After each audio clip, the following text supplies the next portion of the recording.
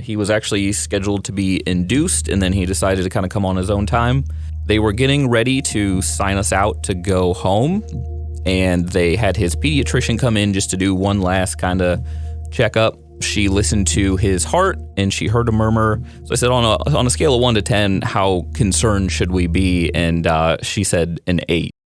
They told us he had a heart complication called total anomalous pulmonary venous return. His veins from his lungs didn't connect to his heart. And because of that, like he looked fine on the outside, but they said if they didn't correct it, like eventually it would not be good. He was born on December 20th. And then on Monday, after the holiday and everything was over, they would come in and they would do the surgery. The surgeon, which was Dr. Smith and Dr. Spector, had told us if anything goes wrong, if anything comes up, I don't care if it's Christmas morning and we're opening gifts with our family, we'll come in and we'll do what we have to do. And at the time, I kind of thought that was something they just tell you to make you feel good and feel happy. Early Christmas Eve morning, something in one of those veins had gotten obstructed. And then when we came back and they had him intubated, they told us we're going to have to do the surgery today. And I had asked, I said, does this change the odds? And the surgeon had said, like, the best guess I can give you right now is 50-50. You kind of just shut down at that point. They took him out to surgery.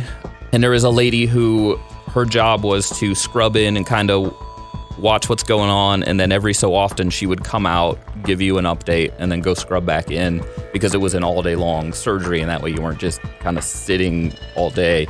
And so the doors opened and we all kind of stopped and looked, and it was her. And she came out and she had told us that he made it on the heart and lung machine. And then from then on, every time she had come out, it's going great, it's going great, it's going great. And then at the end of the day, the surgeons come out and you could just see it on their face, like they were happy with how it had gone. But they told us, his body had been through a lot, but they had figured, a month or so and we would be on our way. So he had the first open heart, the second open heart, and then he had surgery to get a trach and a feeding tube put in. Here we ended up there almost 4 months when it was all said and done. And he will be 12 in a couple weeks. He is in 6th grade. Yep. I'm okay. Just a little weird. Haven't gotten any detentions yet. You think that's weird? That's probably a good thing.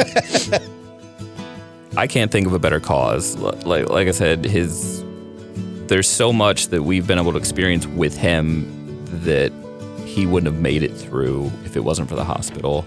There's always that quiet moment where it hits you like a ton of bricks.